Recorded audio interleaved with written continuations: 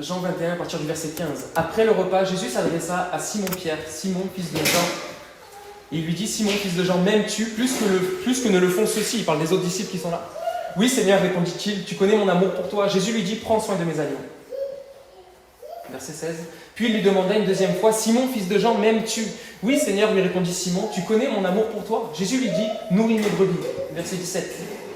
Jésus lui demanda une troisième fois, Simon, fils de Jean, as-tu de l'amour pour moi? Pierre fut peiné, car c'était la troisième fois que Jésus lui demandait, as-tu de l'amour pour moi? Il lui répondit, Seigneur, tu sais tout, tu sais que j'ai de l'amour pour toi. Jésus lui dit, prends soin de mes brebis. Verset 18. Vraiment, je te l'assure, c'est Jésus qui parle à Pierre. Vraiment, je te l'assure, quand tu étais plus jeune, tu mettais toi-même ta ceinture, tu allais où tu voulais. Mais quand tu seras vieux, tu étendras les bras, et un autre nouera ta ceinture et te mènera là où tu n'aimerais pas aller. Par ces mots, il faisait allusion au genre de mort que Pierre allait endurer à la gloire de Dieu. Après avoir dit cela, il ajouta, suis-moi. Pierre se retourna et aperçut le disciple que Jésus aimait. Il s'agit de Jean. Il marchait derrière eux. C'est ce disciple qui, au cours du repas, s'était penché vers Jésus et lui avait demandé, Seigneur, quel est celui qui va te trahir? En le voyant, Pierre demanda à Jésus, et lui, Seigneur, qu'en est-il de lui? Qu'est-ce qui va lui arriver? Jésus lui répondit, si je veux qu'il reste en vie jusqu'à ce que je revienne, que t'importe, toi, suis-moi. Amen. Je vais prier pour le message et ensemble on continue après.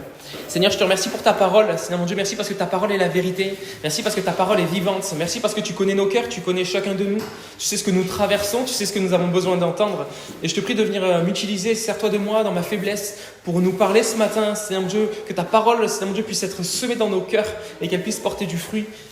Amen. Amen. Le titre du message, si tu peux l'afficher, si ce n'est pas déjà fait. Ouais, tu peux l'afficher, l'image. Vous l'avez peut-être vu sur les réseaux. Chacun sa route, chacun son chemin. Alors, est-ce que vous savez de quoi ça vient, ce truc? Pour ceux qui ont au moins mon âge, vous avez déjà vu ce film? Indien dans la ville. Yes, bravo. Un Indien dans la ville. On va pas parler du film Un Indien dans la ville. Ça fait très longtemps que je ne l'ai pas vu, il faudrait que je le revoie d'ailleurs. C'est la chanson un peu du film. Hein. Je ne vais pas vous la chanter, mais chacun sa route, chacun son chemin. Passe le message à ton voisin. Vous la connaissez pour la plupart. Sinon, vous irez voir sur Internet. En voyant l'image donc de cette femme qui court et ce titre-là, vous avez compris qu'on va parler de la course ce matin. Souvent on en parle parce que finalement la Bible, Paul utilise cette image bien souvent. Parce que notre vie chrétienne c'est une course. Et ça aussi on vous le répète assez souvent. La vie chrétienne est une course. Et dans le texte que nous venons de lire, juste avant avec Pierre et Jésus, juste pour refaire un petit peu de contexte, Jésus est mort, okay? Jésus est mort à la croix. Pierre a renié Jésus. Mais Jésus est ressuscité. Et Jésus veut remettre Pierre dans la course. Jésus vient vers Pierre, il lui parle, parce que oui, Pierre a renié Jésus, mais Jésus veut relever Pierre et qu'il puisse retourner en course. Et Jésus va lancer un appel personnel à Pierre, il va lui dire « Suis-moi ». Hein, on l'a chanté, pour ceux qui étaient là la semaine dernière aussi, hein, il y a le Seigneur qui nous a parlé avec cette parole « Laisse tout et suis-moi ». Et là, Jésus va lancer cet appel à Pierre « Suis-moi », un appel qui est personnel. Et notre course de chrétien, c'est une course qui est personnelle. D'accord ? Notre course en tant que chrétien, la course dans laquelle on s'est engagé, nous qui avons choisi de suivre Jésus, c'est une course qui est personnelle. Et Jésus nous lance à chacun cet appel encore ce matin. Toi, suis-moi. Marie, suis-moi. Quentin, suis-moi. Simon, suis-moi. Il nous lance un appel à chacun. Toi, suis-moi. Et ceux qui sont en préparation au baptême, il y en a quelques-uns ce matin. J'espère que vous ne vous faites pas baptiser parce que c'est ce qu'il faut faire en tant que chrétien. Tout le monde se fait baptiser. Alors je vais me faire baptiser. Non, vous faites baptiser parce que vous avez réalisé que Jésus vous a lancé cet appel. Toi, suis-moi. Alors vous vous faites baptiser parce que vous voulez vous engager dans les eaux du baptême. Vous voulez vous engager dans cette course-là qu'est la vie chrétienne. Un appel qui est personnel. Nous choisissons de courir, nous choisissons de suivre Jésus parce que nous voulons répondre à cet appel. Toi, suis-moi. Et c'est ce que Paul dira quand il parlera de la course dans Philippiens 3, 12 à 14. Si tu peux l'afficher. Philippiens 3, 12 à 14. Non, certes, je ne suis pas encore parvenu au but, je n'ai pas atteint la perfection, mais je continue à courir pour tâcher de saisir le prix, car Jésus-Christ s'est saisi de moi. Non, frère, pour moi, je n'estime pas avoir saisi le prix, mais je fais une seule chose, oubliant ce qui est derrière moi et tendant de toute mon énergie vers ce qui est devant moi. Je poursuis ma course vers le but pour remporter le prix attaché à l'appel que Dieu nous a adressé du haut du ciel dans l'union avec Jésus-Christ. Dans cette course-là, cette course du chrétien, dans notre course, dans ta course, nous ne sommes pas appelés à nous arrêter. Nous ne sommes pas appelés à être le plus rapide. d'accord, à être le meilleur, à être waouh, par rapport aux autres, je suis le meilleur. On n'est pas appelé à regarder derrière nous, mais on est appelé à regarder devant, plutôt dans votre sens, devant. On est appelé à regarder devant nous, on est appelé à garder les yeux fixés sur Jésus, et on est appelé à courir encore et encore, sans nous arrêter. On est appelé à courir sans nous arrêter. Ça ne veut pas dire qu'on est parfait. Ça ne veut pas dire que parfois on ne tombera pas. D'accord ? Parce que je vous assure que je suis bien placé pour vous parler de chute et du fait de tomber. Le fait de s'engager à suivre Christ, ça ne veut pas dire ça y est, je suis parfait, ça y est, je ne veux plus tomber, je vais suivre Christ jusqu'au bout. On tombera encore. Parce qu'on est fait de chair, il y a un combat entre nous et combien bien souvent ce combat on ne le remporte pas. Mais ça veut dire qu'il y a un progrès qui doit être fait. Il y a une course, quand on court, on va d'un point A à un point B et on doit courir jusqu'au point B encore et encore. Il y a une progression. Si on tombe, par la grâce de Dieu, on se relève et on continue à courir. Ok ? Courir sans s'arrêter. Mais il est important de comprendre, et c'est mon premier point, que cette course-là, elle est personnelle. Que la course que tu dois courir, c'est une course qui est personnelle. Et il y en a peut-être ce matin qui doivent se souvenir de ça. Qu'on ne court pas notre marche chrétienne parce que nos parents sont chrétiens. Parce que je suis dans une église, alors il faut le faire. Et parce qu'un jour, Jésus m'a appelé à le suivre et réaliser ce privilège. Alors que Simon-Pierre est sur le bord du chemin, au bord du lac, en train de pêcher avec ses filets. Jésus va lui dire, laisse tout et suis-moi. Il y a un appel extraordinaire. Imaginez Jésus, le maître, le rabbi, le Messie, qui s'arrête sur le bord du chemin, qui repose ses yeux sur lui et qui lui dit, laisse tout et suis-moi. Il y a un appel extraordinaire, un privilège à suivre Christ. Et vous devez vous souvenir que suivre Christ, c'est pas juste une religion, c'est pas juste une tradition, c'est pas juste un mouvement d'église, alors il faut le faire. Mais c'est un privilège que Christ a posé ses yeux sur chacun de nous. Christ a posé ses yeux sur toi parce que tu es précieux, parce que tu es précieuse pour lui. Et il t'a dit, toi, laisse tout et suis-moi. Laisse tout et suis-moi. C'est pour ça que je me suis engagé à suivre Christ. Je ne l'ai pas fait parce que tout le monde le faisait. Parce que ce n'est pas naturel de suivre Christ. Ce n'est pas naturel de vouloir obéir à la parole de Dieu. Ce n'est pas naturel de vouloir rester proche de Jésus et aller à contre-courant de ce monde. De dire oui, la croix devant moi, le monde derrière moi, comme nous l'avons chanté. Mais c'est ça suivre Christ. Et nous le faisons parce que Christ a posé ses yeux sur nous. Il nous a choisis. C'est pas nous qui l'avons choisi, c'est lui qui nous a choisis en premier. Et ça, on doit s'en rappeler parce que c'est une grâce extraordinaire. Je vous assure que moi, personnellement, je ne me serais pas choisi moi-même. Connaissant qui je suis, connaissant mon caractère, connaissant mes faiblesses, connaissant mes péchés, je ne me serais pas choisi moi-même. Moi, je n'aurais pas choisi Pierre comme disciple. Connaissant son caractère, connaissant son orgueil, etc., je ne l'aurais pas choisi lui. Mais Jésus l'a choisi. Et ça, c'est extraordinaire. On voit la grâce de Dieu qui ne regarde pas à ce que nous sommes, mais il regarde à ce que on va devenir. Amen. Ça, c'est une grâce. Le Seigneur ne regarde pas à ce que tu es aujourd'hui, peut-être à tes combats, à tes chutes, à tes faiblesses, à tes incapacités, tes limites. Mais le Seigneur regarde à ce qu'il va faire avec toi, à ce qu'il est capable de faire au travers de ta vie. Et ça, c'est encourageant. C'est encourageant parce que quand Jésus m'a appelé, que j'étais le petit timide, excusez-moi, le petit bouboule, parce que j'étais bien bouboule quand j'étais plus petit, le petit mal dans sa peau, très introverti, il ne regardait pas ce que j'étais, à mes faiblesses, à mon manque de confiance en moi. Mais il disait, moi je t'appelle, je te choisis parce que je sais ce que je vais faire de ta vie. Déjà parce que je t'aime tel que tu es, et parce que je sais, moi, je regarde à ce que tu vas devenir et à ce que tu vas être capable de faire. Et c'est pareil pour chacun de vous. Réalisez-le. C'est pareil pour chacun de vous. Je ne suis pas meilleur que vous, loin de là, je vous assure. Oh là là, pas du tout. Je ne suis pas meilleur que vous du tout. Mais c'est la grâce de Dieu qui nous transforme et qui nous amène plus loin. Amen, c'est une course qui est personnelle, un appel qui est personnel. C'est notre choix de suivre Christ. Et il y en a peut-être ce matin qui doivent se remettre dans cette course-là. Pas juste venir à l'église pour venir à l'église, pas juste être chrétien pour être chrétien, mais réaliser tout à nouveau que c'est un appel que Dieu t'a adressé à toi et que cette course, tu dois la courir personnellement. Amen. Ouais, vous êtes d'accord avec ça? Ok. Amen, c'est une course qui est personnelle. J'aimerais qu'on puisse relire le texte de base, ce discours, ce dialogue entre Pierre et Jean. Jean 21, on va lire à partir du verset 19.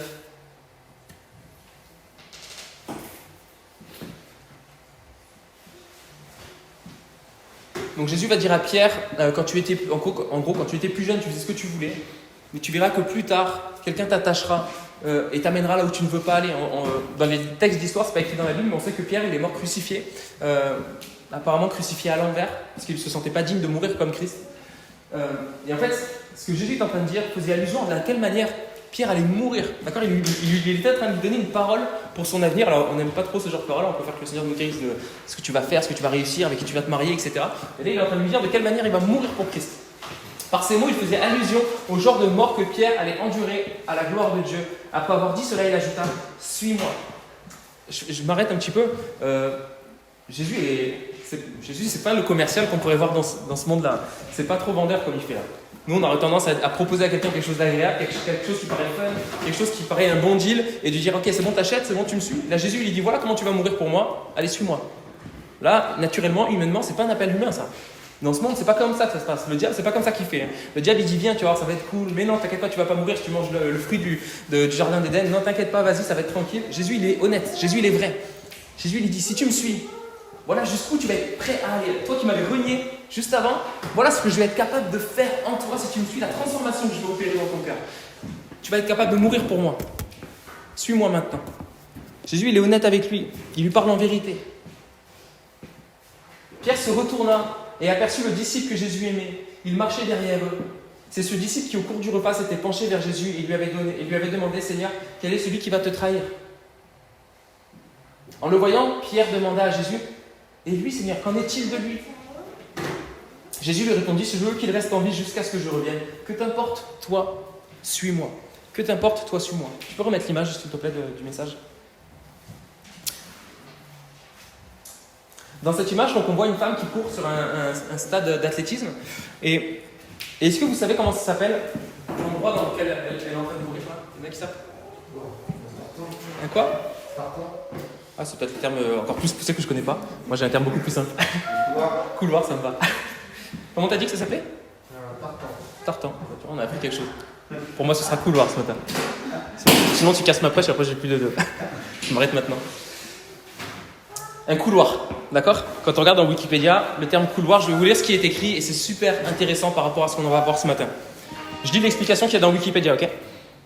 Le couloir est l'endroit où l'athlète doit courir dans des courses de 100 mètres, 200 mètres, 400 mètres, 110 mètres et 100 mètres et. Les couloirs doivent être également respectés lors du premier virage de 800 mètres à la suite duquel les athlètes se rabattent à la corde. Le fait de marcher sur la ligne blanche ou dans un autre couloir peut entraîner une disqualification. Tel Shirandi Martina lors du championnat du monde de Berlin qui perdit la médaille de bronze après avoir mordu le couloir numéro 8 pendant la finale du 200 mètres qui fut remportée par Usain Bolt. On voit ici que ce couloir, en fait, il est super important pour celui qui court à l'intérieur. Et ce couloir, c'est son couloir, c'est pas celui d'un autre. Ça veut dire aussi qu'il n'a pas à courir dans le couloir de celui qui est à côté. Il a son propre couloir, chacun sa route, chacun son chemin. Ok, on y revient. Dans cette course-là, notre course chrétienne, dans notre vie chrétienne, on a chacun notre couloir, notre piste dans laquelle on doit courir. Dans cette course qui est personnelle, on a un couloir qui nous est aussi personnel. Et nous ne sommes pas appelés à courir la course d'un autre. Et ça, c'est très important.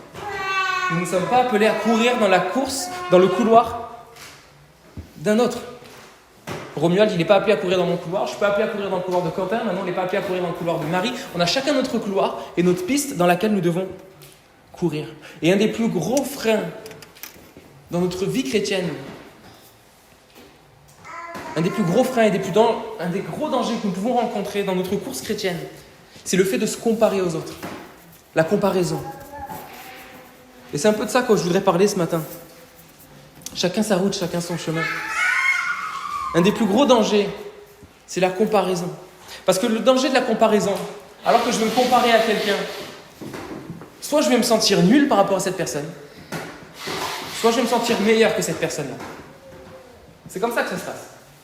C'est rare quand je me compare à quelqu'un que je me dise tiens, je suis pareil qu'elle.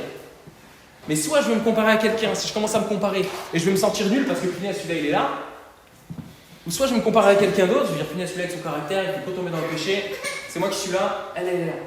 Et un des dangers de la comparaison, c'est ça, soit on va s'écraser, soit on va s'élever. On voit ici dans le texte que j'ai lu de Wikipédia que dans l'athlétisme, si le coureur sort de son couloir et même juste s'il mord la ligne, c'est à pas grand chose. Il peut être disqualifié. On voit que Shirandi Martina a été disqualifié du championnat du monde pour avoir mordu sur la ligne. C'est fou. C'est fou les conséquences. Mais c'est de la même chose pour notre vie spirituelle si on fait l'image. Si tu essaies de courir ta marche chrétienne, si tu essaies de vivre ta vie chrétienne en te comparant aux autres, en essayant de ressembler à quelqu'un, en n'acceptant pas forcément ta course à toi, mais tu risques de ne pas avancer et d'être éliminé, de passer à côté de quelque chose. Parce que si tu commences à t'écraser en disant qu'ils sont tous là, moi je suis minable, je suis nul, j'arriverai à rien, je ne vais pas avancer, je suis bidon, je fais que tomber, etc., etc. Tu ne vas pas avancer parce que tu vas t'écraser. Et l'ennemi, je t'assure qu'il va mettre le pied sur ta tête pour t'enfoncer encore plus. Et à contrario, si tu te compares aux autres et tu te dis, punaise, moi je suis bien meilleur que lui, punaise, lui, elle est minable, elle est mieux par rapport à moi, moi je tombe pas, moi je suis fort, etc. Et là, je t'assure que le diable, par contre, il va te faire boire de la récup, tu t'envoles encore plus. Et il y a un danger dans la comparaison. Nous pouvons être pénalisés dans notre vie chrétienne. Nous pouvons ne pas avancer, ne pas atteindre les objectifs que Dieu aurait pour nos vies si nous commençons à nous comparer les uns les autres. Et c'est ce que Pierre va faire dans le texte que nous venons de lire. C'est pour ça qu'on l'a lu. Alors que Jésus lui donne une parole pour sa vie. Jésus lui dit, voilà jusqu'où tu vas être capable d'aller pour moi. Voilà ce que je vais faire dans ta vie. Voilà jusqu'où tu vas être capable de mourir. Première chose que Pierre il fait, au lieu de dire, waouh Seigneur, il n'a même pas répondu. Jésus lui a dit, suis-moi. Il n'y a même pas de réponse pour l'instant, je ne vois pas. Mais la première chose que Pierre il fait, il se tourne, il voit Jean et il lui dit, lui, il va lui arriver quoi? Presque comme s'il était en train de lui dire, est-ce qu'il va lui arriver quelque chose de mieux que moi? Est-ce que lui aussi va devoir mourir? Est-ce que lui va... Et Jésus lui dit, que t'importe si je veux qu'il vive jusqu'à ce que je revienne? Jésus lui dit, que t'importe lui en fait? Toi, suis-moi. Que t'importe ce que j'ai sur la vie de l'autre? Que t'importe mes projets pour lui? C'est à toi que je parle.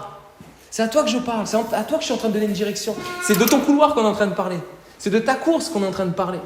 Et alors que Pierre, il commence à avoir le mauvais penchant de se comparer. Et ça, c'était un mauvais défaut de Pierre, parce que avant que Jésus aille à la croix, Pierre, il va arriver, il va dire, Seigneur, si tous te réunissent ici, moi je te réunirai jamais. Déjà, il se comparait, c'était quelque chose c'est naturel en nous de se comparer. Je pense qu'on s'est déjà tous comparés à quelqu'un, c'est naturel.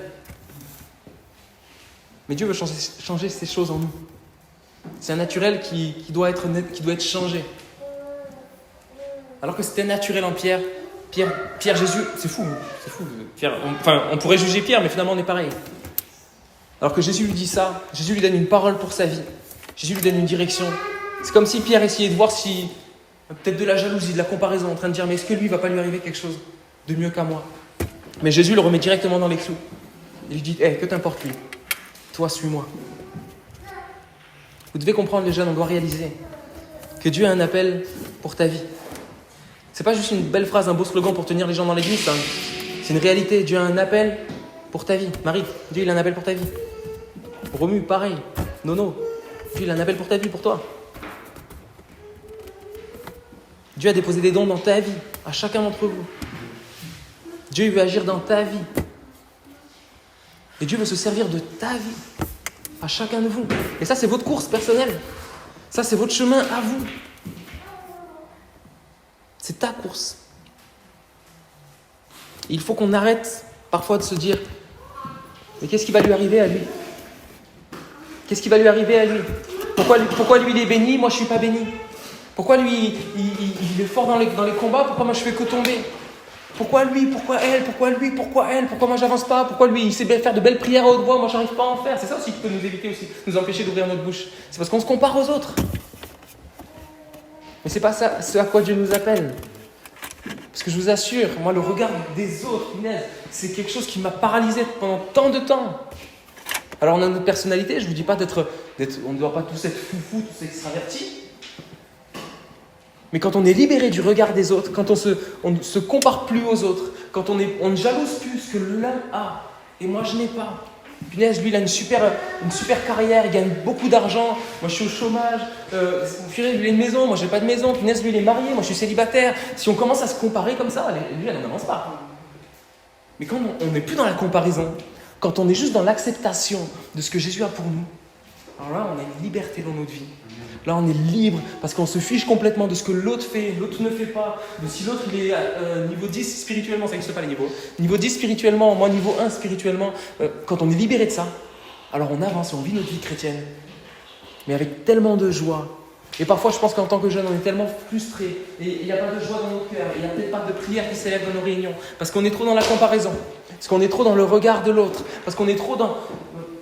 Finalement, on regarde à gauche, on regarde à droite, on regarde dans son couloir, si lui il est plus avancé que moi, est-ce que je suis deuxième, est-ce que je suis troisième? On a tous une course, on atteint tous le même but. Et on doit réaliser ça. C'est que nous ne sommes pas appelés à nous comparer. Vous savez, un sportif, il doit...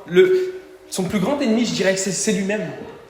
Et celui qui doit dépasser, C'est son ancien record. Quand un sportif atteint un record, son objectif de vie, c'est pas de garder ce record à vie.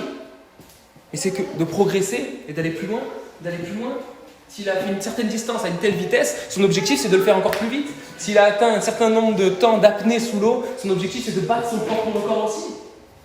Et c'est comme ça qu'on doit vivre. On ne doit pas dire, punaise, lui il fait ça, il faut que j'arrive à le dépasser. Punaise, lui il fait ça, il faut que j'arrive à vivre mieux. Punaise, lui, elle. Non. Paul il dira à Timothée que tes progrès soient évidents pour tous. Eh oui. Que tes progrès soient évidents pour tous. Alors pas évident pour tous pour que les gens disent, oh punaise, lui, pour que moi je puisse dire, oh t'as vu mes progrès un peu. Mais bien sûr, on est une source d'encouragement les uns pour les autres. D'accord? Il faut mettre les choses à leur bon équilibre.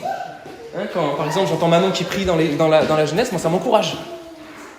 Ça m'encourage. Mais je ne lui dis pas ça pour qu'elle puisse s'enfler d'orgueil, mais ça m'encourage. Et quand nos progrès, ils sont évidents pour tous, alors on est une source d'encouragement les uns pour les autres. Quand le plus timide d'entre nous, peut-être il va entendre Manon prier, et mais il va se dire, punaise, si elle le fait, mais moi aussi je peux le faire. Mais comprenez, pas dans une mauvaise mentalité. Pas dans le fait de se dire, ah, je vais la dépasser, et moi aussi je vais le faire pour prouver que... Mais Seigneur, en fait, je peux le faire aussi, c'est possible aussi. Ce que Dieu a fait en elle, il peut le faire en moi aussi. Les progrès qu'elle a fait, elle, dans sa vie, je peux les faire aussi, moi. Et c'est dans ce but-là que, entre guillemets, c'est pas une comparaison. Et c'est pas mauvais d'avoir des exemples.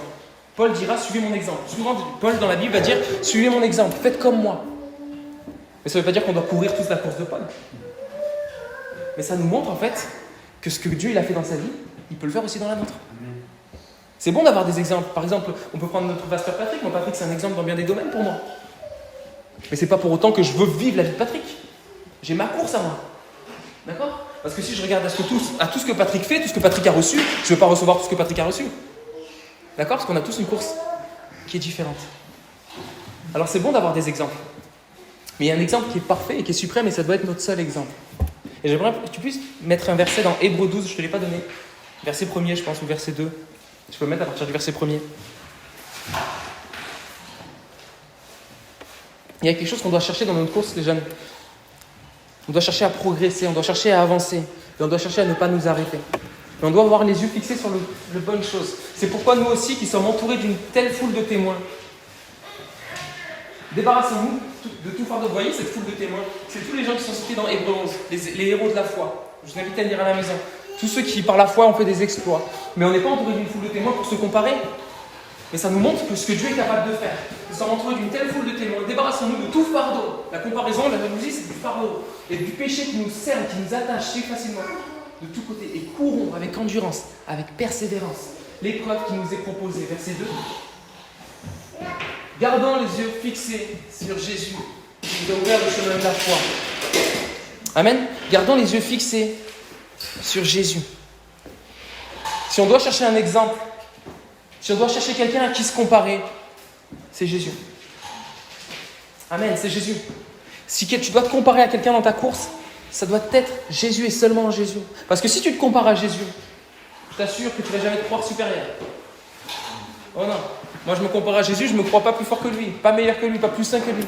Mais si je me compare à Jésus, je ne me sens pas misérable aussi. Quand je me compare à Jésus, je ne me sens pas misérable non plus. Parce qu'il y a de la grâce et il y a l'amour de Christ qui m'appelle à le suivre. Et Jésus, c'est le parfait équilibre à qui tu dois te comparer. Celui à qui tu dois chercher à ressembler, c'est Jésus. Dans Jean 21, 22, Jésus lui dira, si je veux que lui reste en vie jusqu'à ce que je revienne, que t'importe, toi, suis-moi. Et quand on suit quelqu'un, admettons que vous me suiviez, celui que vous voyez, c'est moi. D'accord? Et quand Jésus dit, toi, suis-moi, celui qui est devant lui, c'est Jésus. D'accord? Celui qui le voit, c'est Jésus. Il nous a dit que Jean, il était derrière lui. Il va se retourner pour le regarder. On n'est pas appelé à se retourner. On est appelé à regarder devant, à suivre Jésus. Et celui que l'on voit finalement, c'est Jésus. Alors celui à qui on veut ressembler, c'est Jésus. Amen. Celui à qui on veut ressembler, celui vers qui on veut tendre, c'est Jésus. On l'a chanté ensemble. Jésus, tu es mon guide. Celui que je veux suivre. Dans tes pas, comme toi, je veux vivre, Seigneur. Être changé semblable à toi. Est-ce qu'on peut fermer les yeux? J'ai bientôt fini. J'ai terminé. J'aimerais qu'on puisse prendre un temps de prière ensemble.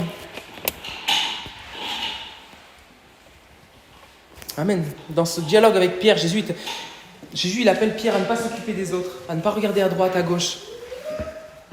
Mais c'est comme si Jésus lui disait, c'est entre toi et moi maintenant.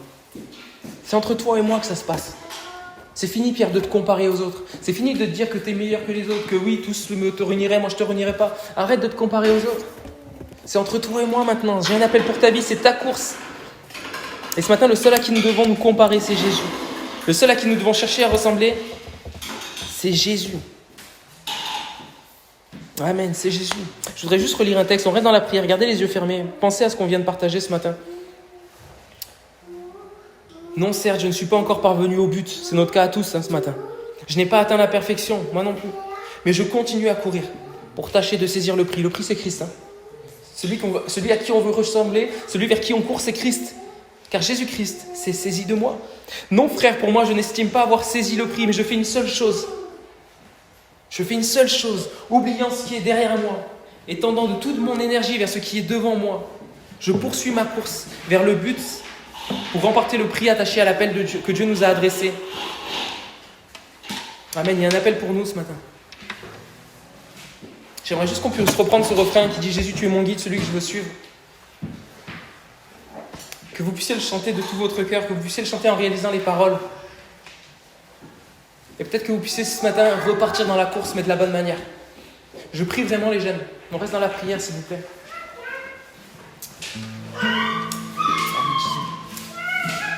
Je prie que vous puissiez rentrer dans cette vie de liberté, sans vous comparer. De croire que Dieu a pour vous le meilleur. Parce que si tu crois que Dieu a pour toi le meilleur, alors tu ne vas pas chercher ailleurs. Si tu es convaincu de ce que Dieu a pour toi, c'est le meilleur, alors tu ne vas pas regarder ailleurs si ce que les autres ils ont, c'est mieux.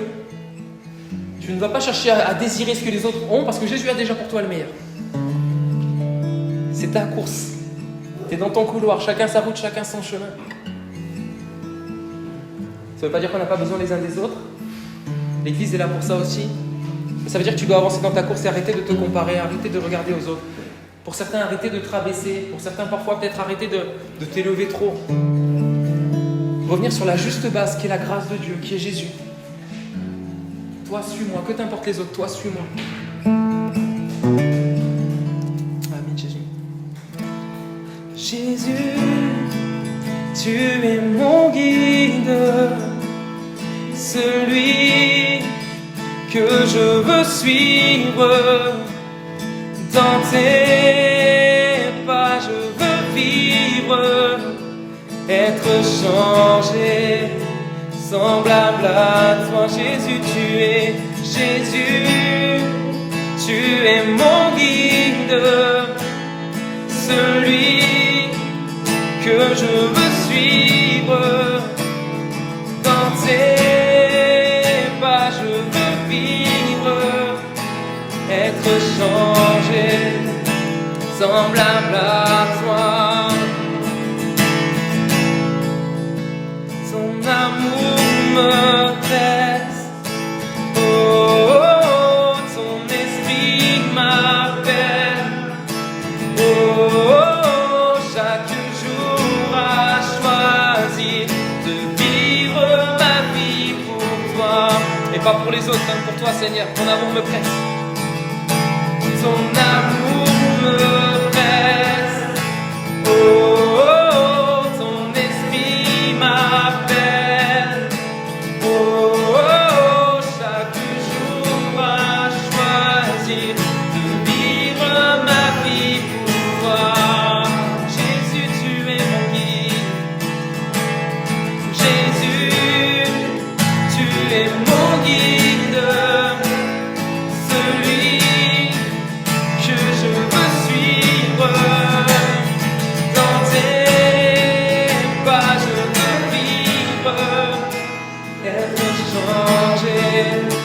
Semblable à toi, dans tes pas je veux vivre, être changé, semblable dans tes pas je veux vivre, être changé, semblable. Alléluia. Amen. Romu, je peux te demander de prier pour clôturer, s'il te plaît. Seigneur, te remercie encore pour ce message, Papa, merci. Merci pour ce que tu sèmes dans notre cœur, Seigneur. Merci de nous replacer, c'est vrai, Seigneur Jésus, sur ce chemin, Seigneur, sur ce couloir, Seigneur. Permets-nous, Seigneur Jésus, d'être fixés sur toi, d'avoir ce regard, Seigneur, toujours loin devant nous, parce que, Seigneur, c'est toi qui es présent, c'est toi qui nous déblaye le chemin, Seigneur Jésus, ne nous comparons pas Jésus, à droite, à gauche, aujourd'hui nous avons tellement de sujets de comparaison, tellement de sujets qui peuvent venir, Seigneur, nous troubler, Seigneur, nous ralentir, Seigneur, nous faire dévier, et parfois, Seigneur, nous débordons. C'est vrai, sur le couloir de notre voisin, Seigneur Jésus, nous voulons être remplis d'humilité, Seigneur Jésus, nous voulons être remplis de ce caractère si parfait qui te reflète, Seigneur Jésus, conduis-nous, aide-nous à voir ce regard fixé, Seigneur Jésus, ne pas dévier, quoi qu'il en coûte, Seigneur Jésus, nous voulons, Seigneur Jésus, finir cette course, Seigneur Jésus, de la bonne manière, Seigneur Jésus. Nous savons d'avance que nous allons chuter, Seigneur, nous savons d'avance, Seigneur, que nous allons parfois, Seigneur Jésus, être dans un désert, Seigneur, mais tu es là pour nous relever, Seigneur Jésus. Remplis-nous, Seigneur, à chaque instant, Seigneur Jésus, afin que nous ne dévions jamais, afin que l'ennemi ne puisse pas nous emparer, Seigneur, de notre joie, des projets que tu as formés en nous, Seigneur Jésus. Conduis-nous, Seigneur, à chaque instant, Seigneur Jésus. Sois notre guide, Seigneur Jésus.